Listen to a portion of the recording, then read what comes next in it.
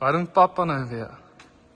Wilko, ek staan nou en dink, die ou wat Honda begin het na die Tweede Wêreldoorlog, toe klim hy ook op so 'n kassie, waarskynlik nou 'n hoër kassietjie as dit, en toe sê hy wil binne 20 jaar, of 10 jaar, wil hy die grootste vervaardiger in die wêreld van petrol-enjintjies wees. Nou, ek wil graag by julle weet, wie ken nie 'n Honda enjintjie nie? In aarde, jy kry nou al Honda karre en sulke goede, maar okay, die trommeltjie het my nou net laat dink. Ons sê, hierdie is nou die embryo van die benemaalmasjien. Ons het nou vir julle die bene gewys. Hierdie is daarom al geweld. Julle, maar hierdie ding is swaar.